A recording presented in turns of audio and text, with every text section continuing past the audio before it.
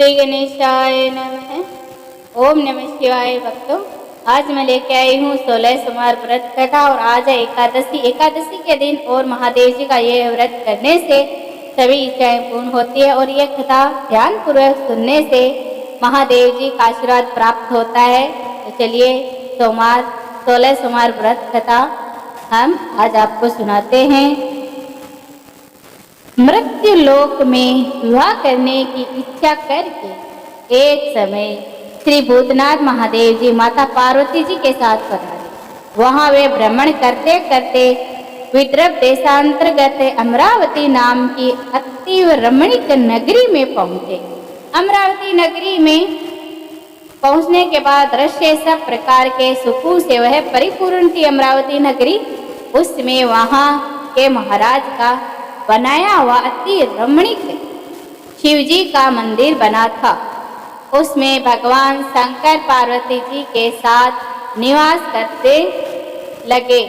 एक समय माता पार्वती जी प्राणपति को प्रसन्न देखकर मनोविनोद करने की इच्छा से बोली, हे महाराज, आज तो हम दोनों चोरस खेलेंगे, यानी कि हम लूडो खेलेंगे।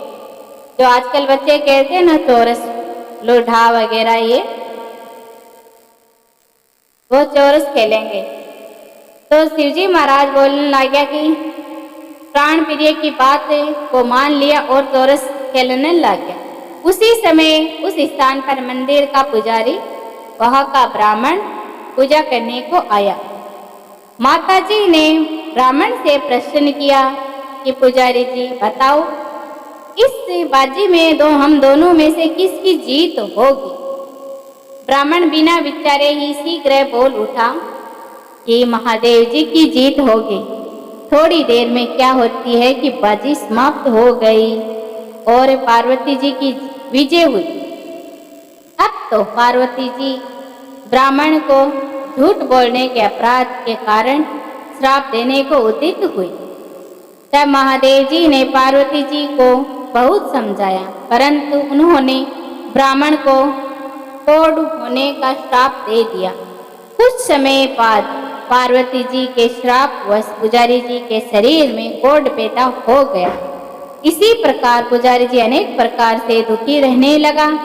इस तरह के कष्ट भोगते हुए जब बहुत दिन हो गए तो देवलोक की अप्सराएं शिव जी की पूजा करने उसी मंदिर में पधारी और शिव जी के कष्ट को देख बड़े दया भाव से उससे रोग होने का कारण पूछने लगी। पुजारी जी ने निसंकोच सब बातें उनसे कह दी। वे अप्सराएं बोली कि हे पुजारी, अब तुम अधिक दुखी मत होना। शिव जी भगवान बोले कि तुम्हारे कष्ट को दूर कर देंगे तुम्हारे। ये वो अप्सराएं ऐसे बोले, ऐसे बोलने लगी, भगवान शिव जी तुम्हारे कष्ट को दूर कर देंगे। तुम सब बातों में श्रेष्ठ 16 सोमवार का व्रत भक्ति पूर्वक से करो। तब पुजारी जी अप्सराओं से हाथ जोड़कर विनम्र भाव से 16 सोमवार व्रत की विधि पूछने लगा। अप्सराएं बोली कि जिस दिन सोमवार को उस दिन भक्ति के साथ तुम व्रत करें, आपको व्रत करना है, ऐसा उसे ब्राह्मण को कह दिया। अप्सराओं ने स्वच्छ वस्त्र धारण करना और आधा सेर गेहूं का आटा ले, उसके 3 अंगा बनावे और घी गुड़ दीप नैवेद्य मूंगफली बेलपत्र जनेऊ का जोड़ा चंदन अक्षत पुष्प आदि के द्वारा प्रदोष काल में शिव जी का विधि विधान से पूजन करे। तत्पश्चात अंगों से एक शिव जी को अर्पण कर दे। वो अंगा आटे का था ना, वो एक शिव जी को अर्पण कर दे, बाकी 2 को शिव जी का प्रसाद समझकर अप्सरा अब उपस्थित जनों में बांट देवे और आप भी प्रसाद खावे। इसी विधि से 16 सोमवार व्रत करें। तत्पश्चात 17वें सोमवार के दिन पाव सेर पवित्र गेहूं के आटे की बाटी बनावे। तद अनुसार घी और गुड़ मिलाकर चूरमा बनावे और शिवजी का भोग लगाकर उपस्थित भक्तों में बांट देवे। पीछे आप सकुटुंब पर परिवार प्रसादी ले लेवे। शिवजी की कृपा से उसके मनोरथ पूर्ण हो जाते हैं। ऐसा कहकर अप्सराएं स्वर्गलोक चली गई। अब क्या होता है सुनो। ब्राह्मण ने यथाविधि 16 सोमवार व्रत किया तथा भगवान शिव जी की कृपा से रोग मुक्त होकर आनंद से वह रहने लगा। कुछ दिन बाद जब फिर शिव जी और पार्वती जी उसी मंदिर में पधारे तब ब्राह्मण को निरोगी देखकर पार्वती जी ने ब्राह्मण से रोग मुक्त होने का कारण पूछा तो ब्राह्मण ने 16 सोमवार व्रत कथा सुनाई। तब तो पार्वती जी अति प्रसन्न होकर ब्राह्मण से व्रत की विधि पूछकर व्रत करने को तैयार हुई। व्रत करने के बाद उनकी मनोकामना पूर्ण हुई तथा उनके रूठे हुए पुत्र स्वामी कार्तिकेय जी स्वयं माता जी के आज्ञाकारी हुए। परंतु कार्तिकेय जी को अपने विचार परिवर्तन का रहस्य जानने की इच्छा हुई और माता से बोले, हे माता जी, आपने ऐसा कौन सा उपाय किया जिससे मेरा मन आपकी ओर आकर्षित हुआ। तब पार्वती जी ने वही 16 सोमवार व्रत कथा उनको सुनाई कार्तिकेय जी को। स्वामी कार्तिकेय जी बोले कि इस व्रत को मैं भी करूंगा, कोई करो या ना करो मैं करूंगा, क्योंकि मेरा प्रिय मित्र ब्राह्मण दुखी दिल से प्रदेश गया है, हम उससे मिलने की इच्छा रखते हैं। कार्तिकेय जी ने भी इस व्रत को किया। उसका प्रिय मित्र कार्तिकेय जी का प्रिय मित्र अक्षमित्र मिलन का भेद कार्तिकेय से पूछा। उनका भी मिलन हो गया तो मित्र ने भी कार्तिकेय जी से उस भेद की बात पूछी कि ये मिलन कैसे हुआ, असंभव को संभव कैसे किया। तो ये बात भी कार्तिकेय जी ने कहा कि हे मित्र, हमने तुम्हारे से मिलने की इच्छा करके 16 सोमवार व्रत किया था। अब तो ब्राह्मण मित्र को भी अपने विवाह की बड़ी इच्छा हुई। कार्तिकेय जी से व्रत की विधि पूछी और यथा विधि व्रत किया। व्रत के प्रभाव से जब वह किसी कार्यवश विदेश गया तो वहां के राजा की लड़की का स्वयंवर था। राजा ने प्रण किया था कि जिससे राजकुमार के गले में सब प्रकार से संग्रहित हथनी माला डालेगी, मैं उसी के साथ प्यारी पुत्री का विवाह कर दूंगा। शिव जी की कृपा से ब्राह्मण भी स्वयंवर देखने की इच्छा से राजसभा में एक ओर बैठ गया। नृत्य समय हथनी आई और उसने यजमाला उस ब्राह्मण के गले में डाल दी।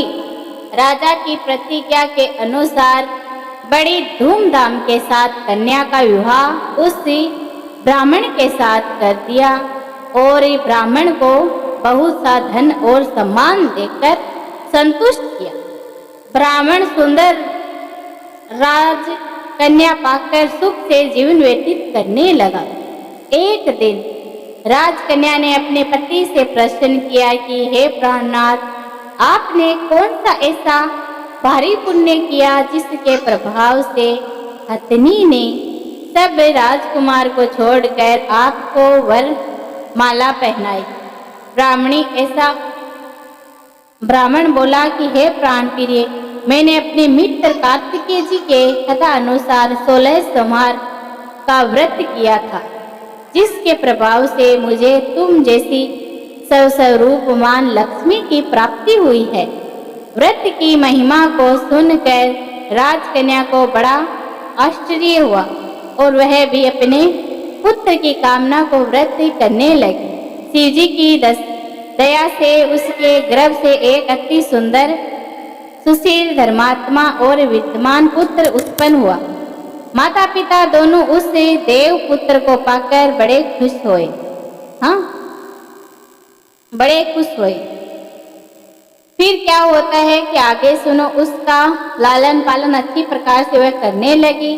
जब वह पुत्र समझदार हुआ तो वह अपनी माता से प्रश्न करता है। क्या प्रश्न करता है? सुनो आप, कथा में एंड तक बने रहना। प्रश्न किया कि माँ तूने कौन सा तप किया था जो मेरा जैसा तपस्वी और तेजवान पुत्र आपके गर्भ से उत्पन्न हुआ। माता ने पुत्र का प्रबल प्रश्न सुनकर मनोरथ जानने के अपने किए हुए 16 सोमवार व्रत को विधि सहित पुत्र के सम्मुख प्रकट किया। पुत्र ने ऐसे सरल व्रत को सब तरह के मनोरथ पूर्ण करने वाला सुना तो वह भी इस व्रत को राज्य अधिकारी पाने की इच्छा से हर सोमवार को यथाविधि व्रत करने लगा। उसी समय एक देश के वृद्ध राजा के दूतों ने आकर उसको एक राजकन्या के लिए वर्ण किया। राजा ने अपनी पुत्री का विवाह ऐसे स्वर्ण गुण संपन्न ब्राह्मण युवक के साथ करके बड़ा सुख प्राप्त किया। वृद्ध राजा के दिग्वंत हो जाने पर यही ब्राह्मण बालक गद्दी पर बिठाया गया, क्योंकि दिग्वंत भूप के कोई पुत्र नहीं था। राज्य का अधिकारी होकर भी वह ब्राह्मण पुत्र अपने 16 सोमवार के व्रत करता रहा। जब 17वां सोमवार आया तो विप्रपुत्र ने अपने प्रियतमा से सब पूजन सामग्री लेकर शिवालय में चलने के लिए कहा, परंतु प्रियतमा ने उसकी आज्ञा की अवहेलना परवाह नहीं की। दास दासियों द्वारा सब सामग्री शिवालय भिजवा दी और आप नहीं खुद गई। जब राजा ने शिवजी का पूजन समाप्त किया तब एक आकाशवाणी राजा के प्रति हुई, राजा सुनो, अपनी इस रानी को राजमहल से निकाल दे, नहीं तो तेरा सर्वनाश हो जाएगा। वाणी को सुनकर राजा आश्चर्य को प्राप्त हुआ और तत्काल ही मंत्रीगण में यह समाचार सभी को सुनाया। मंत्रियों ने कहा कि मुझे आज शिवजी की वाणी हुई है, राजा तू अपनी रानी को निकाल दे, नहीं तो तेरा सर्वनाश कर देगी। मंत्री आदि बड़े विस्मय और दुख में डूब गए, क्योंकि जिस कन्या के साथ राज्य मिला था राजा उसी को कैसे निकाल सकता है। ये सभी विचार करने लगे, कैसे निकाल सकेगा। अतः मैं राजा से उसी अपने यहाँ से निकाल नहीं सकता। वह दुखी हृदय भाग्य को कोसता हुआ राजा अपनी रानी को निकाल देता है। अब रानी फटे वस्त्र पहने हुए भूख से दुखी धीरे धीरे चलकर अपने भाग्य को कोसती हुई चलती है। वहां एक बुढ़िया सूत काट कर बेचने को जाती थी। रानी की करुणा दशा को देखकर बोली कि चल तू मेरा सूत बिका दे, मैं वृद्ध हूँ, भाव नहीं जानती हूँ। ऐसी बात बुढ़िया की सुनकर रानी ने बुढ़िया के सर से सूत की गठरी उतार अपने सर पर रखी। थोड़ी देर बाद बहुत भयानक आंधी आई और बुढ़िया का सूत पोटली सहित उड़ाकर ले गई। बेचारी बुढ़िया पछताने लगी और रानी को अपने से दूर रहने को कह दिया। अब रानी एक तेली के घर गई तो तेली के सब मटके अपने आप ही चटक गए और सारा तेल जमीन पर गिर गया। रानी को अपने घर से तेली ने निकाल दिया। रानी को अपने घर से तेली ने निकाल दिया। इसी प्रकार रानी अत्यंत दुखी पाती हुई सरिता के तट पर गई और अब सरिता का समस्त जल सूख गया। वहां जाते तत्पश्चात रानी एक वन में गई। वहां जाकर सरोवर में सीढ़ी से उतरी, पानी पीने को गई। उसके हाथ से स्पर्श करते ही सरोवर का जल नीलकमल के दृश्य असंख्य कीड़ों में हो गया। रानी ने भाग्य पर दोष आरोपण करते हुए उस जल को पान करके पेड़ की शीतल छांव में विश्राम करना चाहा। वहां रानी जिस पेड़ के नीचे जाती उस पेड़ के पत्ते तत्काल ही गिरकर नीचे पड़ जाती। वन सरोवर के जल को ऐसी दशा देखकर वह चली गई और सब वृत्तांत वहां के ग्वाल ने देखा तो वह गोसाई जी से सारी बात कह दी। मंदिर में पुजारी जी थे। गोसाई जी के आदेश अनुसार ग्वाल रानी को पकड़कर गोसाई जी के पास ले गए। रानी की मुख क्रांति और शारीरिक की शोभा देखकर गोसाई जी जान गए कि यह अवश्य ही कोई विधि गति की मारी कोई कुलीन अबला है। ऐसा सोचकर पुजारी जी ने रानी के प्रति कहा कि पुत्री, मैं तुमको पुत्री के समान रखूंगा, तुम मेरे आश्रम में ही रहो, मैं तुमको किसी प्रकार का कष्ट नहीं होने दूंगा। गोसाई जी के ऐसे वचन सुनकर रानी को धीरज हुआ और आश्रम में वह रहने लगी। अब क्या होता है सुनो। आश्रम में रानी तो भोजन बनाती, उसमें कीड़े पड़ जाते, जल भरने को जाती तो उसमें कीड़े पड़ जाते। अब तो गोसाई जी भी उससे दुखी होने लगे और बोला कि रानी से बोला कि हे बेटी, तेरे पर कौन से देवता का प्रकोप है जिससे तेरी ऐसी दशा है। पुजारी जी की बात सुनकर रानी ने शिव जी की पूजा न करने की कथा सुनाई तो पुजारी जी शिव जी महाराज की अनेक प्रकार से स्तुति करके रानी के प्रति बोले कि पुत्री, तुम इस मनोरथ के पूर्ण करने वाले 16 सोमवार व्रत को करो, उसके प्रभाव से अपने कष्ट से मुक्त हो जाओगे। गोसाई जी की बात सुनकर रानी ने 16 सोमवार व्रत को विधि पूर्वक संपन्न किया और 17वें सोमवार को पूजन के पश्चात राजा के हृदय में विचार उत्पन्न हुआ कि रानी को गए हुए बहुत ही समय व्यतीत हो गया है, न जाने कहाँ कहाँ भटकती होगी, ढूंढना चाहिए रानी को। यह सोच रानी को राजा तलाश करने चारों दिशाओं में दूत भेजे। वे तलाश करते हुए पुजारी जी के आश्रम में रानी को पाकर पुजारी जी से रानी को मांगा, परंतु पुजारी जी ने उससे मना कर दिया तो दूत चुपचाप लौट आए और आकर महाराज के सम्मुख सारी बात रख दी।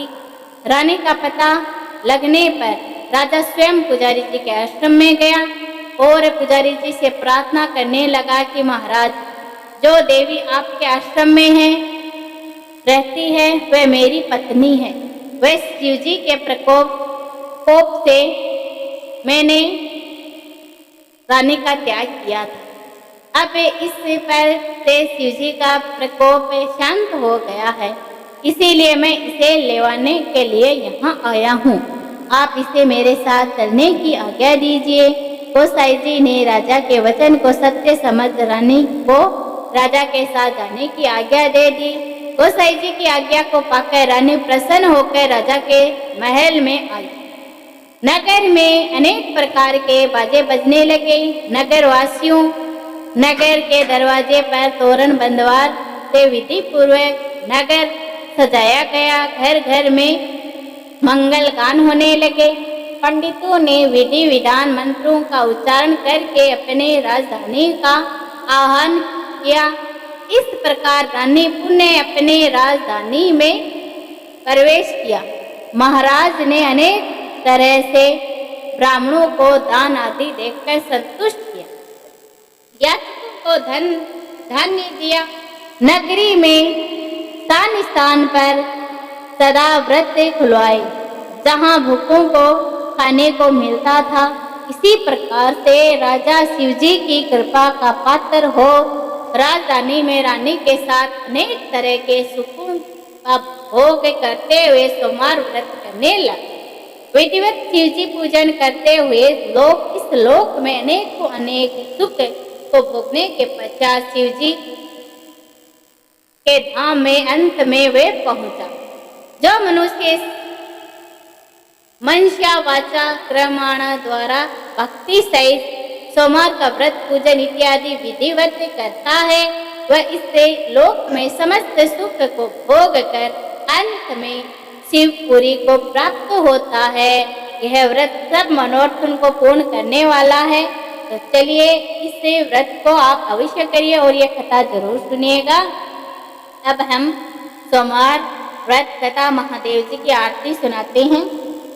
ओम जय शिव ओंकारा, ओ स्वामी जय शिव ओंकारा, ब्रह्मा विष्णु सदा शिव अर्धांगिनी धारा।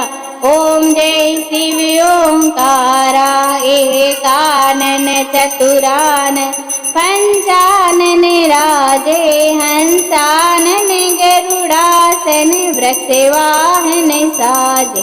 ओम जय शिव ओंकारा, दो भुज चार चतुर भुज दस भुज अति सोहे, तीनों रूप निरखिता त्रिभुवन जन मोहे।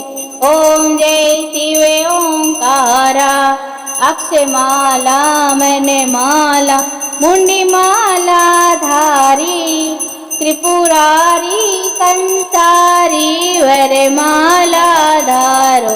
ओम जय शिव ओंकारा, श्वेतांबर बागांबर सनकादिक बरमादिक भूतादिक संगे। ओम जय शिव ओंकारा, परम श्रेष्ठ कमंडल चक्र त्रिशूल धरता, जग करता जग हरता जग पालन करता। ओम जय शिव ओंकारा, ब्रह्मा विष्णु सदा शिव जानति अविवेका, प्रणक्षर के मध्य ये तीनों एका। ओम जय शिव ओंकारा, त्रिगुण शिव जी की आरती जो कोई नर गाता, कहते शिवानंद स्वामी कहते भोलानंद स्वामी, सुख संपत्ति पावे। ओम जय शिव ओंकारा। बोलो हर हर महादेव। अगर आपको ये कथा अच्छी लगी हो तो कमेंट में हर हर महादेव जरूर लिखना।